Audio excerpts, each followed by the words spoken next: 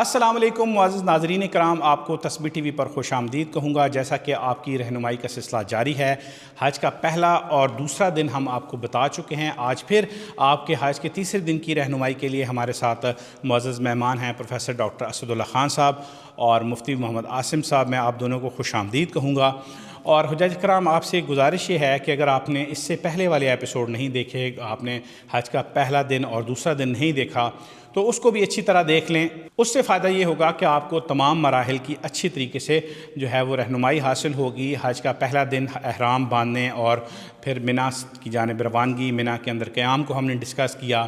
پھر وقوف عرفہ کیسے کرنا ہے، عرفات کیسے جانا ہے، وہاں پر قیام کیسے کرنا ہے، اور کس وقت جو ہے عرفات کے میدان کو چھوڑنا ہے۔ تو ان سارے چیزوں کو آپ اچھی طرح دیکھ لیں، سیکھ لیں، سمجھ لیں۔ آپ کو جتنے مرضی حج نصیب ہوں، لیکن اگر آپ پہلی دفعہ حج پر جا رہے ہیں تو یہ آپ کا فرضی حج ہے۔ تو فرضی حج ہے، آپ کوشش کریں کہ اس کو اچھے طریقے سے سیکھیں اور اس کی ادائیگی میں کسی قسم کی کمی نہ رہے۔ میں اپنا جو پروگرام کا آغاز ہے وہ مفتی محمد عاصم صاحب سے کروں گا۔ سر، یہ بتائیں کہ مغرب تک ہم نے ڈسکس کیا کہ وقوف عرفہ جب حاجی کریں گے اور مغرب کی نماز کا وقت جب ہوگا تو عرفات کے میدان کو چھوڑیں گے۔ اب یہ بتائیں کہ عرفات کے میدان کو جب حاجی چھوڑیں گے تو اس کے بعد انہوں نے مزدلفہ کیسے پہنچنا ہے، اس کے لیے کون کون سے اسباب ہیں؟ ٹرین پہ جائیں، وہ بس پہ جائیں یا پیدل جائیں، اور مزدلفہ پہنچنے کے بعد انہوں نے سب سے پہلا کام کیا کرنا ہے؟ بسم اللہ الرحمن الرحیم، الحمدللہ رب العالمین، والصلاۃ والسلام علی سیدنا المرسلین۔ ویسے لاسٹ ایپیسوڈ میں ہم نے مغرب تک ڈسکس کیا تھا، جو کہ حج کا دوسرا دن تھا، 9 ذی الحج، اور مغرب کی نماز کا وقت۔ ٹھیک۔ اس مغرب کی جس وقت مغرب کا وقت داخل ہو جاتا ہے تو ہم نے اس میں ڈسکس کیا تھا کہ وقوف عرفہ کا وقت آپ کا ختم ہو گیا، اب آپ نے آگے پروسیڈ کرنا ہے مزدلفہ کی طرف۔ ٹھیک ہے۔ اب یہاں پہ ایک بات تو ذہن نشین یہاں پہ کر لی جائے کہ ہم نے مغرب کی نماز مزدلفہ میں، یہاں پہ عرفات کے میدان میں نہیں پڑھنی۔ مغرب کی نماز ہم نے عشاء کے ساتھ ملا کے مزدلفہ کے میدان میں پہنچ کے پڑھنی ہے، چاہے ہمیں جتنی بھی دیر ہو جائے۔ اب مطلب راستے میں اگر پڑھنا چاہیں تو راستے میں اگر وقت ہو بھی جائے، آپ نماز وہاں پہ ادا نہیں کر سکتے، آپ کو نماز مزدلفہ پہنچ کر اور دونوں کو جمع کر کے وہیں پہ ادا کرنا ہے، مزدلفہ کی حدود کے اندر داخل ہونے کے بعد۔ اس سے پہلے اگر آپ نے ادا کر بھی لی تو آپ کو مزدلفہ پہنچ کے دوبارہ ادا کرنی پڑے گی، ٹھیک ہے، آپ کو اس کا ادا کرنا پڑے گا وہاں جا کے۔ تو لیکن یہاں سے نکلتے ظاہر وقت ہوتا ہے اور کافی ازدحام ہوتا ہے، تو یہاں سے کچھ گاڑیوں کا بندوبست بھی ہوتا ہے، کچھ بسوں پہ لوگ جا رہے ہوتے ہیں، ایک بہت بڑا جمع غفیر جو وہ پیدل جا رہا ہوتا ہے، کچھ لوگ جو ہے وہ اکثر یہ حکومتی حجاج، یعنی حکومتی سے مقصود جو سرکاری کوٹے کے اوپر جو حجاج کرام جا رہے ہوتے ہیں، ان کو زیادہ یہ موقع ملتا ہے کہ وہ ٹرین کے اوپر بھی جا سک رہے ہوتے ہیں وہاں سے۔ لیکن عمومی طور پہ جو پرائیویٹ حجاج ہیں، یا تو کوئی بس کی سہولت ہوتی ہے یا پیدل کی سہولت ہوتی ہے وہاں سے۔ اور یہ بھی یہاں پہ ذہن نشین کر لی جائے بات کہ یہاں سے آگے اکثر جو پرائیویٹ حجاج ہوتے ہیں نا، یہاں سے آگے کے بارے میں بہت غیر یقینی صورتحال ہوتی ہے، یعنی کوئی یقینی طور پہ آپ کو نہیں کہہ سکتا اس وقت گاڑی آ جائے گی اور اس وقت ہم یہاں سے روانہ ہو جائیں گے اور اس وقت وہاں پہنچ جائیں گے، یہ کہنا بہت مشکل، صبر و تحمل کے ساتھ۔ اب آپ کا وقوف عرفہ مکمل ہوا، اگر آپ پیدل جا رہے ہیں تو آپ چلنا شروع کر دیں، اس کے بعد یعنی مغرب کی جب وقت داخل ہو گیا آپ وہاں سے روانہ ہونا شروع ہو جائیں۔ اس بات کا لحاظ رہے کہ آپ مغرب کے وقت سے پہلے، یہ بات کسی دفعہ ڈسکس بھی ہو چکی ہے کہ آپ مغرب کا وقت داخل ہونے سے پہلے عرفات سے نکل نہیں سکتے، ویسے بھی نہیں نکل سکتے، راستے سیدھے ہوتے ہیں سارے، لیکن نکلنا جائز بھی نہیں ہے۔ اب آپ وہاں سے چلنا شروع کر دیں، پیدل آہستہ آہستہ چلنا شروع کریں۔ اگر پیدل جا رہے ہیں، پیدل جانے والوں کے لیے آلریڈی ڈیفائنڈ راستے ہیں، انہی راستوں کے اوپر وہ چلنا شروع کریں گے۔ اچھا، میں ناظرین کی رہنمائی کے لیے بتاتا چلوں کہ گزشتہ ہفتے میں نے ایک ایپیسوڈ ریکارڈڈ لگایا جو مزدلفہ کی وادی میں جا کے میں نے ریکارڈ کیا، اور وہ سارے پیدل چلنے والے حاجیوں کے راستے دکھائے کہ اس کا ریڈ کلر کی ٹف ٹائلز ہیں، سائڈوں پہ پیلے کلر کے بارڈر ہیں، اور ان راستوں سے پیدل چلتے ہوئے حاجی جائیں گے۔ وہاں پر آپ کو واش رومز کی سہولت کہاں پر کس طرح کی اویلیبل ہے، پینے کا پانی آپ کو راستے میں کہاں پر کیسے اویلیبل ہوگا، اور وہ ساری وہ قیام کی جگہ بھی بتائی کہ جہاں پہ حاجیوں نے رات کو قیام کرنا ہے۔ تو آپ وہ ایپیسوڈ بھی دیکھیں انشاءاللہ، اس میں آپ کو بہتری ہوگی۔ اور ایک اور بھی آپ کی رہنمائی کرتا چلوں کہ ڈاکٹر اسد اللہ خان صاحب کا بھی اپنا یوٹیوب چینل ہے، مفتی عاصم صاحب کا بھی اپنا چینل ہے، تو آپ اس کو بھی سبسکرائب کیجئے۔ نیچے دیکھیں جہاں پہ تسبیح ٹی وی کا آپ کو آئیکن نظر آ رہا ہے، اس کے ساتھ ڈاکٹر صاحب کا اور مفتی صاحب کا چینل کے آئیکنز بھی نظر آ رہے ہوں گے، تو آپ ان کے چینلز کو بھی سبسکرائب کریں۔ حج اور عمرہ سے متعلقہ تمام مراحل پر آپ کو وہاں سے بھی رہنمائی ملے گی، اور اس کے علاوہ دیگر شرعی امور پر بھی ڈاکٹر صاحب اور مفتی صاحب جو ہے وہ اپنے ایپیسوڈ ریکارڈ کرتے رہتے ہیں، تو ان کو بھی دیکھیں۔ ڈاکٹر صاحب، آپ سے یہ سوال کروں گا کہ مزدلفہ کی رات کی اہمیت کیا ہے؟ اچھا، بسم اللہ الرحمن الرحیم۔ اس میں مزدلفہ کی رات بہت اہم ہے، اور میں اس سے شاید آپ تجربے سے گزرے ہوں گے، مفتی صاحب بھی اس سے اتفاق کریں گے کہ حج میں تو بہت سارے مناظر ہیں، لیکن دو مناظر ایسے پرکیف اور ایسے عجیب ہوتے ہیں نا کہ اس کا وہ لطف آپ کو کبھی اور نہیں آ سکتا۔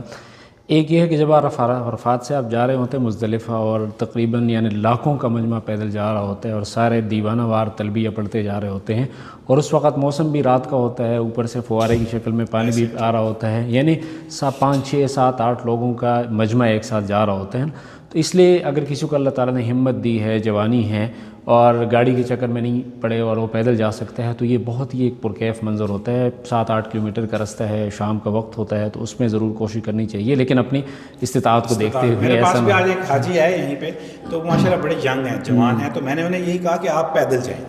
آپ پیدل جائیں، اور اس میں جو ہے کہ وہ پھر کہہ رہے تھے کہ میں ٹرالی بیگ ساتھ لے جاؤں تو ان حاجیوں کے لیے رہنمائی کر دوں کہ وہ راستے میں ٹف ٹائلز لگی ہوئی ہیں، اور وہ ٹف ٹائلز کے بیچ میں چھوٹا چھوٹا گیپ ہوتا ہے، اس پہ ٹرالی یا ویل چیئر چلانا بڑی مشکل ہوتی ہے، تو آپ ایسا کوئی لگیج ساتھ نہ لے کر جائیں جو آپ کو وہاں پر اٹھانے میں مشکل ہو۔ جی آپ پلیز۔ دوسرا، اسی راستے میں پر کوئی معذور جا رہا ہوتا ہے، کوئی بوڑھا جا رہا ہوتا ہے، عجیب سا منظر ہوتا ہے۔ دوسرا، مزدلفہ پہنچ کے جب آپ دیکھتے ہیں نا، وہاں نہ کوئی خیمہ ہے، نہ کوئی وینٹیلیشن کا، ہوا کا کوئی سسٹم ہے، سارے لوگ جس کا جتنا بھی مہنگا پیکیج ہوتا ہے نا، اس نے اسی زمین پہ سونا ہے۔ یہ نہیں کہ اس کا اتنا پیکیج، اس کا یہ مکتب ڈی ہے، یہ مکتب اے ہے، کوئی مکتب نہیں ہے، سب نے رات ادھر ہی گزارنی ہے، اور سب جو ہے نا اتنے تکے ہوئے ہوتے ہیں کہ جا کے ساتھ فوراً لیٹ جاتے ہیں۔ تو بالکل قیامت کا منظر ہوتا ہے، مختصر سا لباس ہے، مختصر سا سامان ہے، دنیا کی بھی یہی حقیقت ہے۔ تو اس لیے وہ جو رات ہے اس میں سب سے پہلے بہتر یہ ہے کہ آدمی دونوں نمازیں پڑھ کے فوراً سو جائے،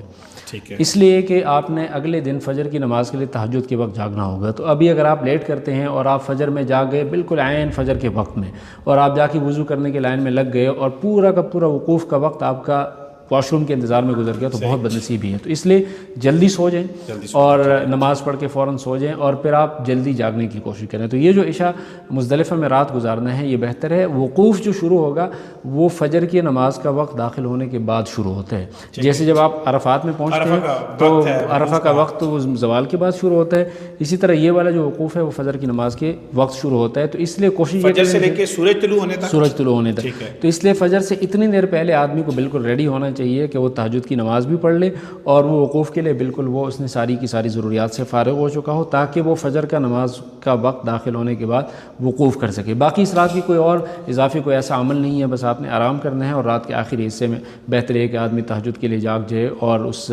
وہاں سے آپ نے کنکریاں بھی لینی ہے جس کا ہم نے ذکر کیا، تاکہ اسی میدان سے آپ نے آگے کے لیے، اگر آپ 4 دن رمی کریں گے تو 70 کے لگ بھگ 70 سے زیادہ، اور اگر 3 دن کی رمی کرنا چاہتے ہیں تو 50 سے زیادہ کی کنکریاں بھی آپ وہاں سے لیں گے۔ اچھا مفتی صاحب یہ بتائیں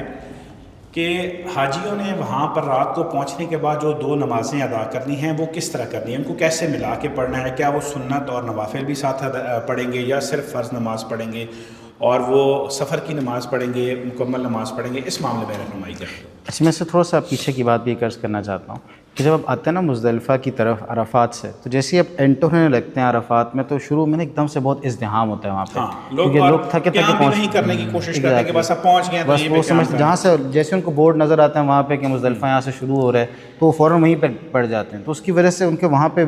شروع میں نا کو لگتا ہے کہ بھر گئی وادی، حالانکہ ایسا نہیں ہوتا۔ اب تھوڑا سا اگر کراس کر کے آگے جائیں تو آگے بڑی کھلی جگہ ہوتی ہے۔ اچھا، اس میں ایک فائدہ میں یہ بھی سمجھتا ہوں کہ صبح جب آپ نکلتے ہیں نا تو آپ کو نکلتے ہوئے بھی آسانی ہوتی ہے۔ تو حاجیوں کو ریکمینڈڈ یہی ہے کہ آپ مزدلفہ کی وادی کو جتنا کراس کر سکتے ہیں کر جائیں، مینا کے قریب آ کے پڑاؤ کریں، تاکہ صبح جب آپ نکلیں تو پہلے ہی لوگوں میں آپ جا کے رمی کریں اور آسانی ہو جائے۔ جی پلیز۔ اس میں نا آپ کو ایک سہولت یہ بھی ہوتی ہے کہ اگر آپ لوگوں کا خیمہ نیو مینا کے اندر، مجھے ایک دفعہ ایسا ہوا بنی، اس کا ایک مشکل حصہ بھی ہے کہ آپ کو رمی کے لیے بہت دور سے جانا پڑتا ہے، لیکن ایک آسانی یہ تھی کہ نیو مینا میں خیمہ تھا، تو نیو مینا مزدلفہ کا حصہ ہے، تو ہم نے تھوڑا زیادہ سفر طے کر کے ہم رات کو اپنے خیمے میں ہی پہنچ گئے جو کہ مزدلفہ کا حصہ تھا۔ تو اس میں ایک تو یہ کہ آپ شروع میں نہ رکیں، آگے تک جائیں، آگے جا کے کسی ایسی جگہ کھلی جگہ پہ قیام کریں جہاں آپ آگے تک پہنچ جائیں۔ پھر وہاں پہ جیسے آپ نے پوچھا کہ مغرب اور عشاء کی نماز کی کیا کیفیت ہوگی، تو ایک اذان، یعنی آپ نے پہلے کہ آپ نے اذان دی، کیونکہ وہاں پہ مختلف جماعتیں ہو رہی تھیں، اذان دینے میں حرج کوئی نہیں ہے۔ ویسے وہاں پہ ایک مسجد بھی ہے بیچ میں، درمیان میں ایک بڑی مسجد ہے، وہاں پہ اس کی اپنی اذان ہوتی ہے،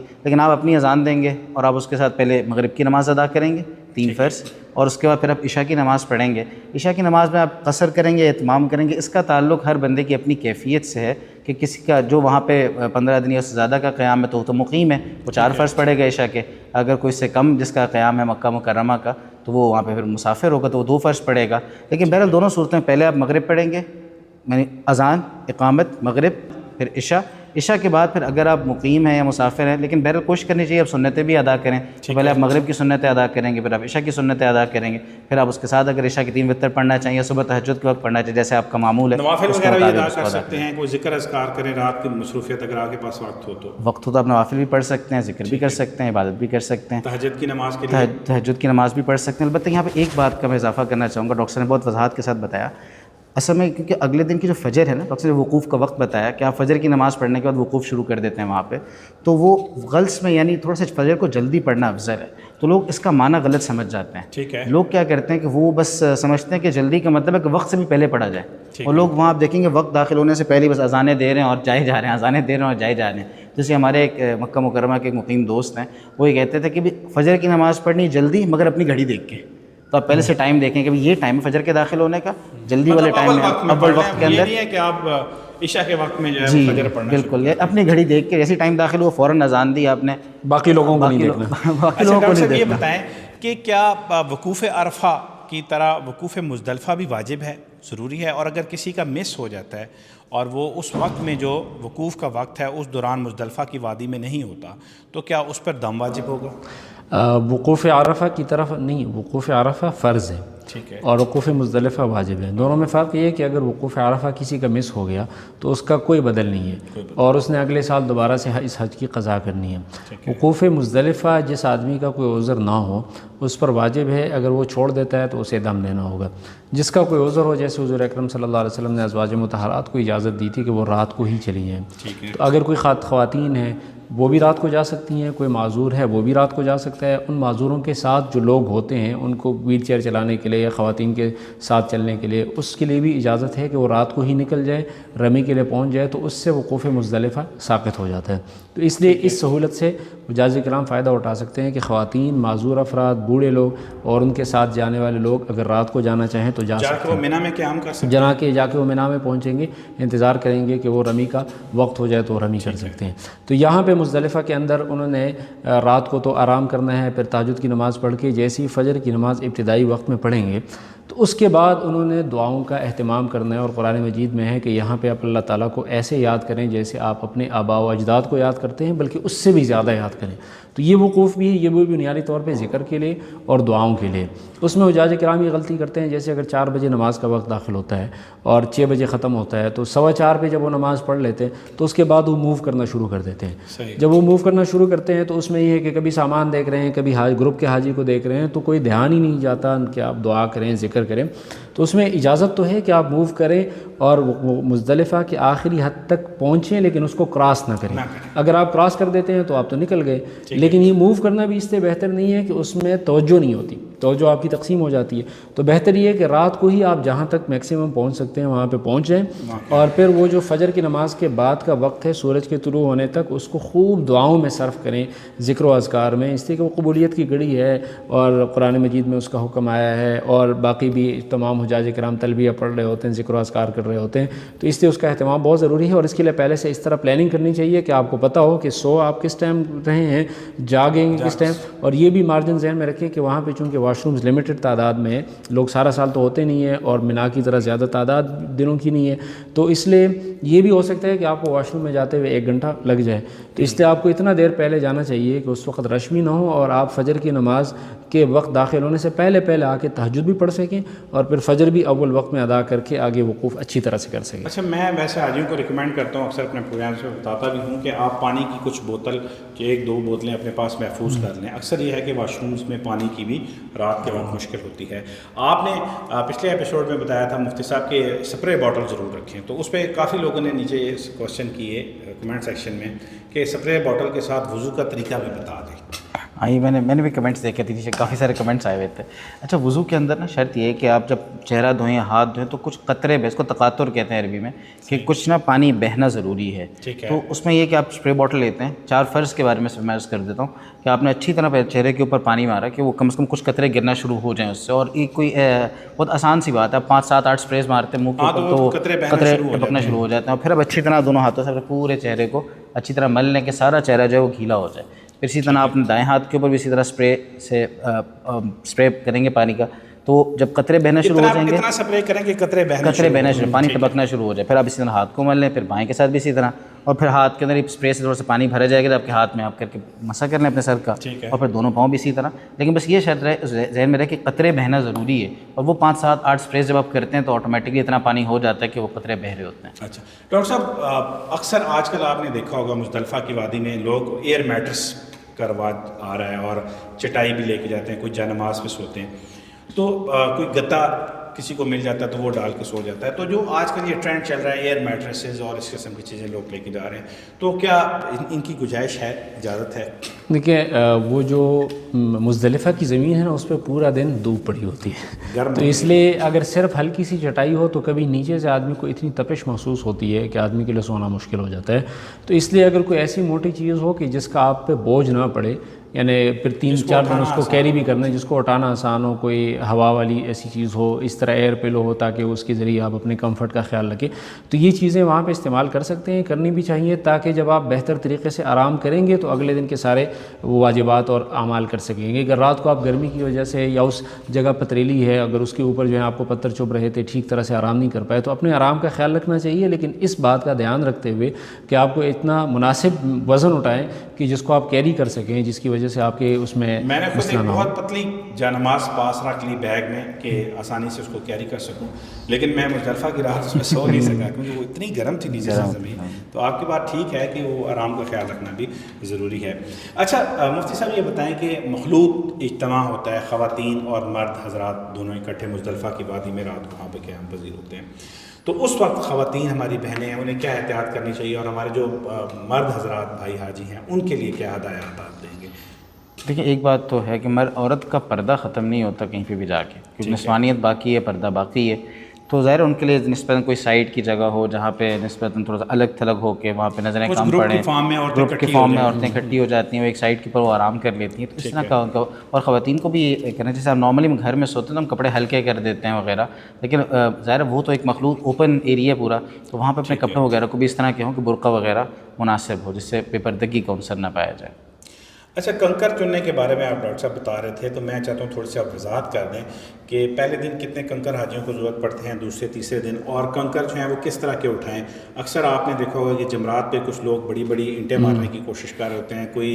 स्टिक मारने की कोशिश, कोई जूते फेंक रहे होते हैं, तो वो तो खैर रमी की तरफ जब हम जाएंगे तो उसको डिस्कस करेंगे। कंकरों की तादाद को ज़रा वाज़ेह कर दें। देखिए पहले दिन के लिए जो रमी करनी है वो है जमरा आक़बा की रमी करनी है 7, ठीक है। अगले दिन के लिए 21 है, ठीक है, तीनों की, और अगले दिन के लिए भी 21 है, तो 21 और 21 42 और 7 49 हो गई। तो अगर आप 3 दिन की रमी करना चाहते हैं तो 49 से कुछ ज़्यादा ले लें। अगर आपने अगले दिन की भी रमी करनी है तो 21 और मिला के 70 हो जाएं, लेकिन नियत कर लें चारों दिन की, तो 70 से लेके 80 यानी 70 से कुछ ऊपर तकरीबन 100 के करीब ले लें। उसमें यह है कि इतनी कंकर ले लें जो चने के दाने के बराबर हो, कुछ उसमें यानी ऊपर नीचे हो सकता है, उसमें कोई मसला नहीं है। अगर आपने नहीं लिए वहाँ से कंकर, यहाँ से भी कुछ लोग कंकर ले जाते हैं, वो जो हराम का पैकेज होता है उसके अंदर कंकर होते हैं, तो कोई मसला नहीं है, ये मुज़दलिफ़ा से लेना ज़रूरी नहीं है। अच्छा ये यहाँ से ले वज़ाहत करें, लोग अक्सर ये कहते हैं कि अगर आपने मुज़दलिफ़ा से कंकर नहीं लिए तो बड़ा मसला है, और फिर आप कहते हैं कि अगर मिना में आपके वो कंकर गिर गए तो वहाँ से आप वो कंकर उठा नहीं सकते। बिल्कुल उठा सकते हैं, यहाँ से भी ले जा सकते हैं,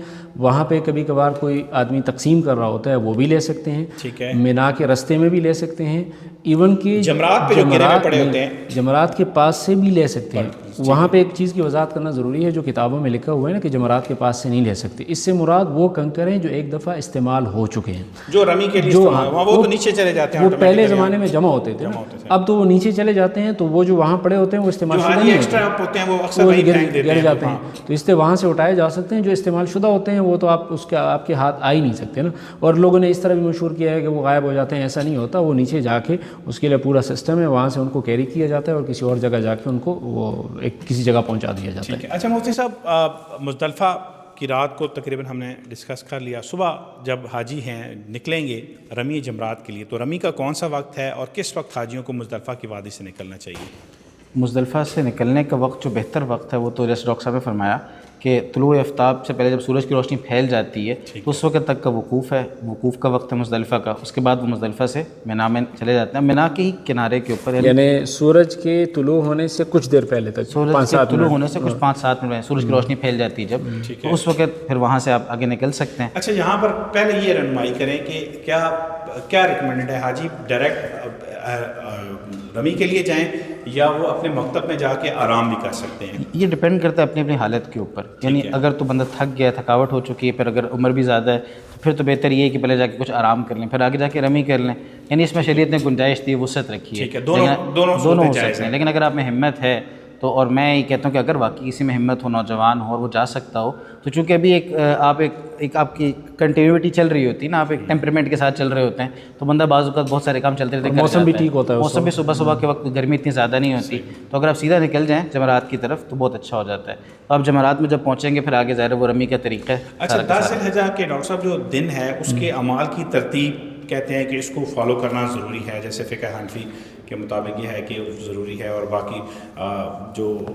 امام ہیں وہ اس میں گنجائش جو ہے وہ رکھتے ہیں. تو جو ترتیب ہے، سنت ترتیب ہے، وہ کیا ہے؟ پہلے رمی کریں گے، اس کے بعد کے کیا مراحل ہیں؟ دیکھیں، پہلے آپ نے رمی کرنی ہے، پھر اس کے بعد قربانی کرنی ہے، اس کے بعد پھر سر کے بال منڈوانے ہیں. یہاں پہ عام طور پہ یہ ہوتا ہے کہ قربانی فوری طور پہ کرنا ممکن نہیں ہوتا، وہ آپ کو ٹائم دیا گیا ہوتا ہے. تو اگر آپ نے صبح 9 بجے 9:30 بجے رمی کر لی، پھر آپ قربانی کے وقت کا انتظار کریں گے، تو کبھی کبھار وہ آپ کو بتا رہتے ہیں کہ شام 5 بجے آپ کی قربانی ہو چکی ہوگی، رات کو 8 بجے. تو آپ رات 8 بجے تک انتظار کر لیں، اور اس میں کوئی یعنی اپنے آپ کو ٹینشن میں لینے کی ضرورت نہیں ہے. آپ واپس خیمہ بھی آ سکتے ہیں. ایک اور چیز آپ آگے بتائیں گے کہ آپ طواف زیارت کریں، خیمے آ جائیں، آرام کریں، قربانی کے وقت کا انتظار کریں. جب قربانی کا وقت ہو جائے اس کے بعد پھر آرام سے جا کے آپ حلق کر لیں. اس میں بھی جو آپ کو ٹائم دیا گیا ہوتا ہے اس میں کچھ انتظار کرنا بہتر ہے کہ آپ اگر آپ کو 9 بجے بتائے گئے ہیں تو آپ 10 بجے تک انتظار کر لیں، تاکہ یہ یقینی ہو جائے کہ آپ کی قربانی ہو چکی ہے اور یہ اعمال سارے ترتیب سے ادا ہو جائیں. میں خود حاجیوں کو کہتا ہوں کہ احرام جس نے 3 دن احرام پہن لیا وہ 3 گھنٹے اور بھی پہن سکتا ہے، اس میں کوئی مسئلہ نہیں ہے.